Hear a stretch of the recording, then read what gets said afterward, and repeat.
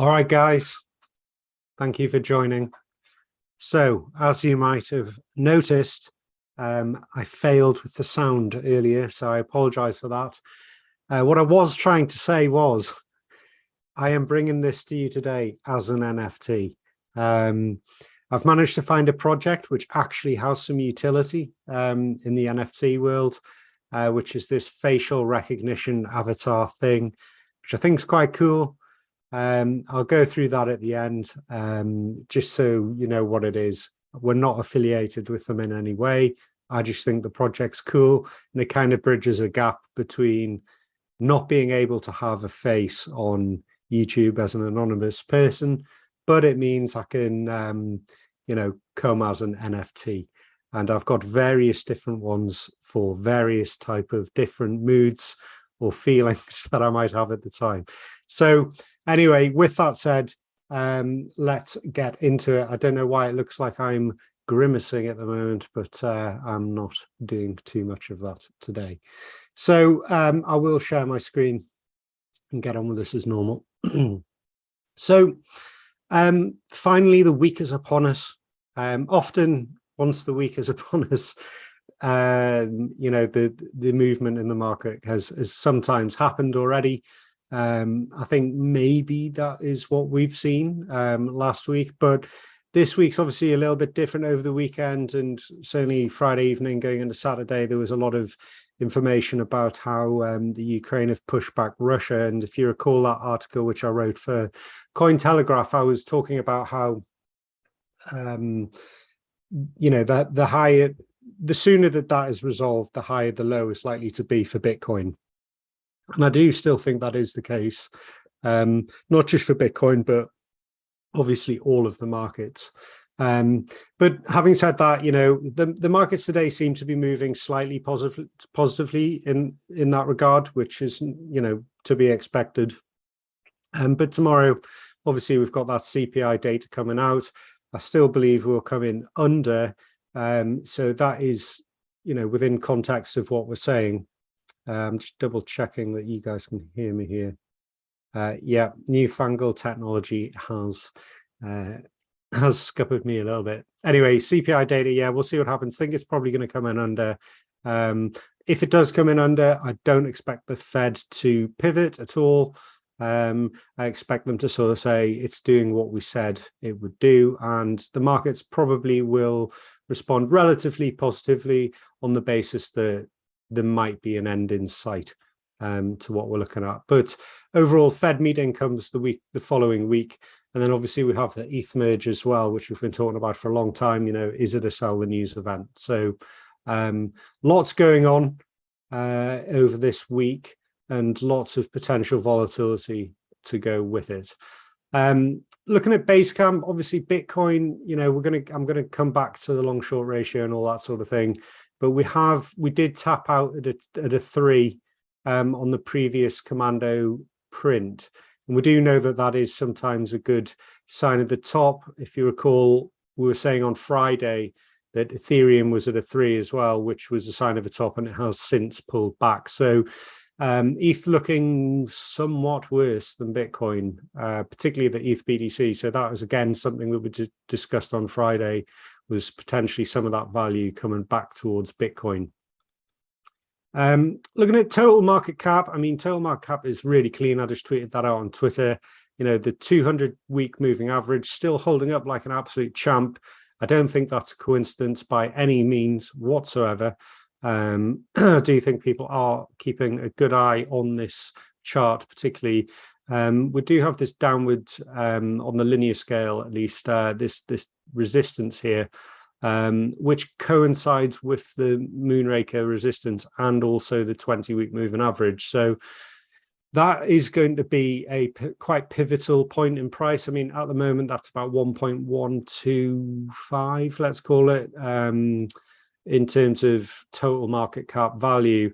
So we need to keep an eye on this specifically. If that is broken, then the 20-week moving average is broken, the diag is going to be broken, and you'd have to say at that point that things really do look like the argument for the bottom being in is significantly stronger once those two are broken, in my humble opinion.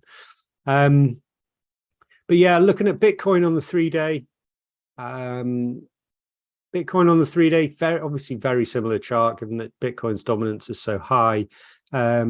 Green as well, and also, as we talked on Friday, still holding up against this Moonraker resistance support like a champ. So 3-day still green. I mean, you know, sometimes it takes a while for these things to play out. And yeah, I mean, overall, you know, we've got this white line here is the 200-week moving average. So Bitcoin's still below that. But again, you can see this is starting to look a lot more like a wedge, a downward sloping wedge, the bottom of which is at the resistance band, or the deviation band bottom, the 20-week deviation band bottom. So it's kind of suggesting, you know, if we were to have a disaster tomorrow, you know, that 14, 15K level, which again, I was talking about on Friday, is that deviation from the realized cap, is probably the destination. However, we are going the opposite way. So yeah, I mean, a nice bit of consolidation around here would set us up for a first most recent attempt at this diag, which would be pretty interesting. It would also be pretty unusual for us to get through first time. So while it's positive, I'm still, you know, aware of where we are, and that it might take a little bit more time to get through. And obviously, as I say, the CPI data is coming, so we need to be mindful of what happens next. So getting into, like, obviously, you know, Predator has performed really, Commando's performed really well. You know, that too came in back on the 8th of September down at 19K, 19,300, and it's been basically up only. But you can see we're printing that 3 now, which to me is always a slight concern that a pullback could be relatively imminent. The thing that I really wanted to look at with Bitcoin specifically is, you know, the long short ratio. I mean, historically, when we have a lot less people long than they are short, so much more accounts effectively short in the market, you might say, well, you know, that makes sense for Bitcoin to potentially have a short squeeze. And I do, and historically that would make sense, but you know, we've got to work with the most recent trend in data, and you can see right here we're down at a ratio, or we hit that ratio of 0.67, which is, you know, 0.69, 0.64, 0.64. All of these different times it's been down at those levels during this consolidation. We've seen that be a local top. So I am very mindful of that, because this has worked superbly well lately for us, particularly when this parabolic long short ratio broke down. It really did help us know that actually it was probably time to get long. And again, you know, why is this happening? I guess, like, my cynical mind is thinking that once we hit the peak and price starts to come, or starts to roll over, and there's a bit of a loss of momentum, these people who are all short are going to look to go long again, and get out of their short positions. So that's going to give us a lot of buying pressure if price comes down, in which case, within a choppy market of bearish consolidation, to date, that would give the liquidity for people who have ultimately shorted this, having been long, to get out and pass over the baton to those who want to go long against the trend. So that's why the trend is so important. Yeah, the number itself is important, you know, 3. When the ratio gets up to 3, where there's 3 accounts long for everyone short, well, that's really saying is when price goes up, people are going to sell. So it's exit liquidity, basically. So I encourage you to look at the foils data with regards to price. It's very important. And the numbers are kind of nonsensical on their own, other than at the extremes. So once we got up to that 3 or any extremity, it's kind of been not a bad time to buy. But once we breach that 1 level, which we'll probably see here. So, and, you know, I talked about this the other day with Bucky. Once Bitcoin crosses 1, you know, with price going up, so long short ratio deviating to 1 and potentially below, it's been just like the golden signal to go long of late. So, and it has worked again, and it's going to keep working until it doesn't. So bear that in mind. These things will work until they don't work anymore, which might seem like a stupid thing to say. Maybe it is, but it is what it is. You know, I'm going to keep using the thing that works until it doesn't work. And for now, it feels like that is the edge for me. So yeah, I mean, we're down at the below 0.7 again, and we know historically, based on all these trends, that could mean we are in for a little bit of a reversal potentially. But as we know, we've got that slight curveball of the CPI data. So let's zoom out a bit, have a look at Bitcoin on the daily. Well, you know, the 50-day moving average was the obvious target. The liquidity tool told us that we were likely to see some attempt to break through. Obviously, a lot of people will just have like short stops against the 50-day moving average. A lot of people will buy as we break the 50-day moving average. So there's a lot of, you know, buyers effectively now, which is what that liquidity basically represents. Whether or not that holds remains to be seen. In all other attempts to break this level, we have seen some form of pullback. So this one over here, back on the 18th of July, probably the most successful, well, obviously the most successful attempt higher because it broke through, but even still, you know, it came back to 21,600. So very important part of the price action here. Also coming back up against this diag and the 200-week moving average. So, and we know the 20-week moving average is somewhere around here as well. So overall, it feels like it's going to be tricky for momentum to continue. If we do get a push up on CPI data, you know, it's typically been around about the 5% level. And that just so happens to take us to the 200-week moving average. So I'd expect that to be the target. You know, if you force me to make a prediction for a positive CPI with pump, it's probably going to be the 200-week moving average where it gets to, at least initially on the first drive up. So I'd expect, you know, around 23, sort of 300, 23, 400, if it can continue. But as I say, a lot of that's going to come down to, you know, what's going on with the structure of the market with regards to who's long and who's short. So we'll need to keep an eye on that. What worked well last time during the CPI data was, like, you know, looking at the lower time frame predator scores. You know, if they were all still bullish, it seemed to be like the example of what to do with regards to being long. But as I say, scores 3 at the moment, and that makes me a little bit nervous short term. But yeah, overall, can't complain too much. As I've been saying all along, I am here to ride 10% moves all day, all week long. Every week of the year, if you can give me a 10% move, I'm a happy man. And, you know, we'll be vastly outperforming the market. So yes, I did sell a little bit of my position on the way up. And yeah, I'm generally scaling out. If I need to, if we show strength and it's time to get back in, then fine. You know, is that the most efficient way? I mean, I'm playing with spot most of the time. Sometimes I'll use leverage. For example, if the long short ratio goes below 1 and price is moving up, you know, statistically, that's not a bad time.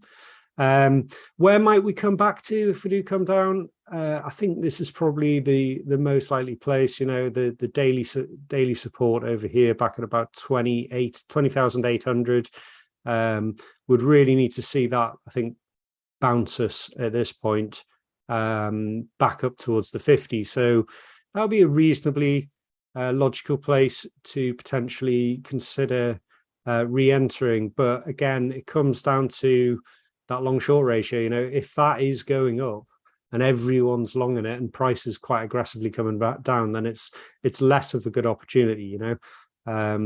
So the context is always really quite important here. I'm really concerned about all of this technical resistance above, you know, looking at the 4 hour, which we know is the best way to look at liquidity. You can see, similarly to the 50-day moving average, we have the same above the 200, some liquidity there. So if we do make it to the 200-week moving average, I think we probably will cross it momentarily. So if we do get that push up, maybe we see, you know, a slight deviation up towards that, into that liquidity, and then I'd expect some sort of pullback after that. So it's tricky, you know. It's easy to get long when you're down here, which is where I got long. You know, ask me, should I be long or not now? That's a much more difficult conversation than it was down here. So I'm looking for a pullback or some sort of sign that we're going to actually get through this technical resistance here before getting, you know, excited. One thing I haven't really looked at or started to look at when I got, can you just go away? When I started the live stream was FTX. FTX does have quite a bid around that, you know, I just mentioned that 2,800 level. So you can see people are bidding down there. And we didn't see too much of that on the way down. So I do see that as a sign of strength. And it does kind of imply that people are going to go at having a long around there.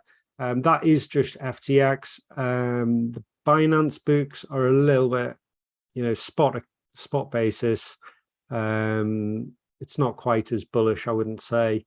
And Coinbase, oh, that's ETH. Where's it gone? Coinbase, similar sort of story. So, and you can see there's also some asks up at the 200-week moving average. So yeah, a bit of a void below, actually. You know, people are quite happy to be long, I think, you know, below where we started off here, but I think the market's probably still a little bit nervous, and there was some derivatives obviously looking to get long around where I mentioned 2,800 level. So let's see what happens around there. On chain movement, so this is the hourly, this is the move up off the bottom for Bitcoin. You know, we can see that there has been quite the flow of Bitcoin to exchange. So people have been selling into this pump, I'd expect. That's what that means. But also, you know, the reserve of USDT on exchange has been crashing, which isn't ideal. I'd rather see that going up to see continued bullish momentum, but not quite the case at the moment. So all of that aside, I think it's probably worth a look at Ethereum. So Ethereum, as you can see, is starting to knock up a few reds. So we've talked a little bit about this sell the news event. You know, are people going to go long going into the ETH merge, etc.? And, you know, we were sort of saying that we expected some flow back into Bitcoin.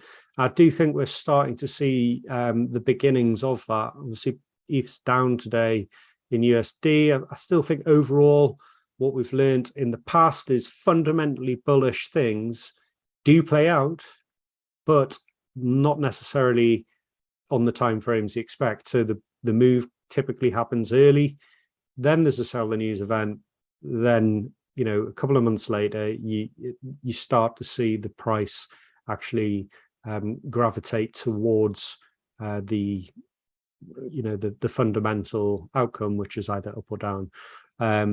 And yes, so ETH kind of going against the flow of traffic at the moment. ETH BTC as well, down 4.3%, which is, again, something that me and Steve talked about in the podcast, you know, back up at this resistance point, and we are seeing that pullback. You know, it's possible with CPI data that reverses. In fact, I'd say at this point, I would kind of guess that if CPI data good, BTC up, ETH up, but BTC up by more than ETH. And if bad, obviously ETH worse, down more than BTC is kind of where I'm going with it. Then the merge sell the news event probably, although I have seen a couple of polls and everyone's expecting us to sell the news, which either means we're going to get sell the news early, which it could be what's starting now, or it's going to come later. And I do think it will happen. It's just like, when does it happen?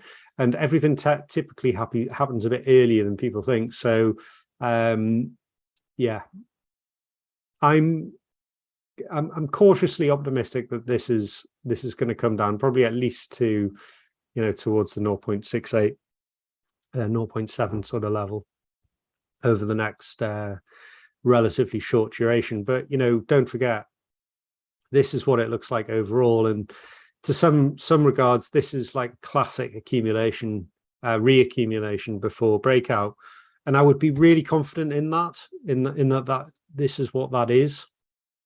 But obviously, a lot of this was a lot of the drive up was that Three Arrows Capital buying, and they've kind of gone. So yeah, a bit of a, is it being reaccumulated? Who's doing the reaccumulation? Not sure. Is enough money there to continue with this sort of ETH narrative? Remains to be seen. I think would be the important thing to note. So yeah, I mean, overall, I just really wanted to go through those two for crypto today. I think Phil will probably have a look at the alts a little bit more on Wednesday. Coming back to the Nasdaq, so the Nasdaq also breaking above the 50, which is good, and this is going against what happened with the other CPI prints, which have effectively seen a risk off going into them. So I think the market is pretty bullish, potentially more so to do with the Ukraine situation, which I think is is notable. What happens with that? I'm no geopolitical expert, but Putin kind of is locked in a bit of a corner at the moment, and there was some speculation that actually there was cause for him to resign, which I saw just moments ago on Twitter. So yeah, we'll have to see how that develops. As I say, the sooner that resolves, the quicker it's all we're going to go back up. So got to keep an eye on that situation. I'm more interested in that actually in some ways than CPI, because CPI is just a derivative of that situation to a large extent. So let's see what happens. I mean, obviously, again, diag resistance, we're up against the same sort of challenges as with crypto. So 13K is probably the level that we need to see break and hold on the Nasdaq. I've seen huge amounts of people sort of proclaiming their their best sort of fractal or repeating pattern of the 2008 crisis. I only think that's relevant. If we come back and retest the 200 week, like history has said, that's not a good thing. Particularly on the Nasdaq, like a double tap on the way down, not good. A double tap on the way up, good. So we're currently in a on the way down situation. So I don't really want to come back down here. I think if we can stay above, so it's certainly 12,500 points on the Nasdaq. That's setting us up to continue higher. And I don't know what's going to happen. We've got the midterm elections in the States. Perhaps they're going to do some things which might be Ukraine related, I don't know, to comfort the market, and it will see some sort of recovery. So I'm relatively confident overall. Certainly things seems to have picked up a little bit, certainly in my outlook as well. And there the dollar, pulling back a little bit as well, but fundamentally still an uptrend. I mean, this is parabolic. It remains parabolic. We've had a pullback. And I do think people are front running a potential CPI better than expected situation. So that's what that is. And that's kind of my view of the market. Things are very positive, improving, still not out of the woods, a lot of resistance overhead, to summarize. I'm really keen still to look out for those short opportunities, which we know come along with a breakdown and a significant diagonal uptrend, with a retest, which is obviously also a good short opportunity. See the rollover on Predator on the 4 hour, the 6 hour. When Commando goes below a 1, normally not a good sign. And yeah, I mean, you know, that's the plan. That's been the plan. It keeps printing me 10% gains up or down. So I'm just going to stick to my plan. It might be boring, I don't know, but you know, whatever works. Anyway, going back to the NFT situation. So basically, this is only if you're really interested in this. I think it's quite cool. I don't think the technology is quite there yet, but basically what it is there's a few projects. I think one of them is well, basically there's this thing called MYTY, which is like a blockchain decentralized facial recognition thing for your camera, which picks up on your speaking, or allegedly, your facial recognition, and it allows you to be an avatar. And I think only CryptoPunks and these ones do that at the moment. Now, I really quite like this artist. I'm going to murder the name of it if I don't find the name of him. Mr. Oh, I forget what his name is. Miffy will have to say it in the chat. Mr. What's he called? Mr. Misang. I want to call him Mr. Meeseeks. He's not Mr. Meeseeks. But anyway, Japanese artist. The thing I really like about his art is it's all about you know, the dystopian world that we live, and how we're all kind of drones and slaves to the dollar and all this sort of thing. And his art's really cool, in my opinion. And it's gone for a lot of money, you know, hundreds of ETH been spent on this sort of thing. But within his world and in his art, they have these ghosts, they're called. And there's a few of them here, and there's 10,000 of them, same as the what they're called, the punks. So on Friday, I went and bought a load of them. So it's kind of going to be used to when I need to go on a podcast, and you know, I don't want to show my face, but I can turn up with whatever ghost I feel like I am at that time. So I've just got on the buy it now ones, but there's various different ones you can use. So this is the MYTY thing, but you can see that I can kind of flick between who I am, depending on what kind of mood I'm in. So my rarest one is this one, the infected mushroom head. So if I have a really infected weekend and mushrooms are involved, then maybe this is the guy I'll use. But I don't know. Anyway, they're not the most expensive thing in the world. I think they're quite fun. I'm not affiliated with them in any way. I'd have no real view whether they're going to go up in value or not. But I thought it was a really cool thing. I've always struggled to find a real use for the NFT stuff, but for me, this kind of works. It has utility. So that's what this thing is. And I don't know, maybe you guys think it's a distraction and it's no good. If that is the case, let me know, and I will market dump all my NFTs. But otherwise, yeah, I don't know, bit of fun, I thought, that we could have. So overall, yeah, I think I've given a pretty rounded view of the market at the minute, maybe starting to show a little few signs that, you know, at best, maybe we'll have one more push up in the short term, particularly ETH not looking particularly strong at the moment. But yeah, let's keep an eye on this total market cap, because, you know, clearly this one is a bit more robust than the Bitcoin and ETH charts in isolation. But otherwise, yeah, I mean, we're waiting. Let's see what happens tomorrow and on Wednesday or Thursday, was it? Yes, tomorrow and Thursday are the 2 days to pay attention to. Maybe we'll have a bit of a breather on Wednesday, but yeah, let's see what happens. So yeah, good luck, and I shall speak to you later.